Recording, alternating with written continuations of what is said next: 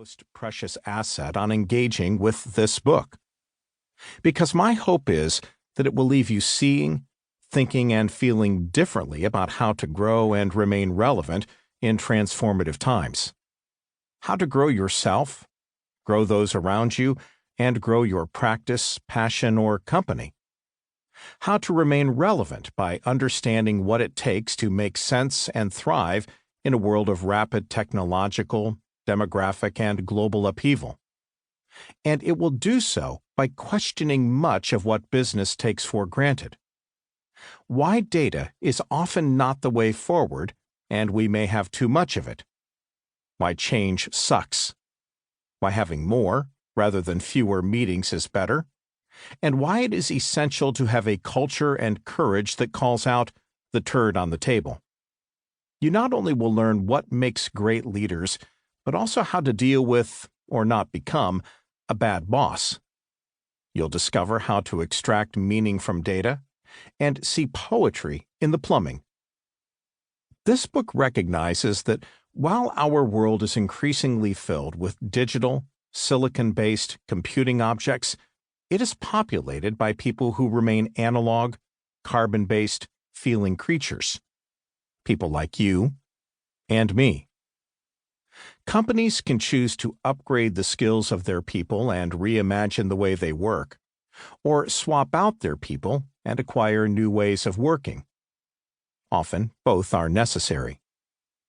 This book is about upgrading the operating systems of people and companies by remembering the thinking and feeling component of the operating system. A central premise is that successful individuals and firms can never forget the importance of people, their emotions, the culture of the organization, and what cannot be measured.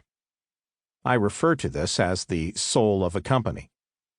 The soul is critical even as individuals and firms reinvent themselves for an increasingly AI-augmented, data-driven, network and distributed, screen-based future. As the world becomes more data-driven and real-time twitchy, and as financial markets punish companies for failing to meet their goals, I worry that our short-term focus on numbers is destroying the long-term health of business, countries, and people. I worry we are losing our humanity in a world where modern, data-driven economies and cutting-edge technologies are seeping into all of life. Yes, results, data, speed, and technology are keys for businesses to remain relevant and thrive, but while they're necessary, they're insufficient for long-term success. Over the past 5 years, I have seen a significant tilt to the numeric, to the algorithmic, and to the measurable. This causes organizations to think short-term, prize individualism, and adopt a mercenary mindset rather than think long-term, prize teams, and adopt a meaningful mindset. Increasingly, there is a premium and a dominance on the quantitative, or what I call the spreadsheet, and a diminishment of the importance of the culture, humanity, emotion, and complexity of people, or what I refer to as the story. Successful people and companies combine the story and the spreadsheet, and by doing so, restore the soul of business.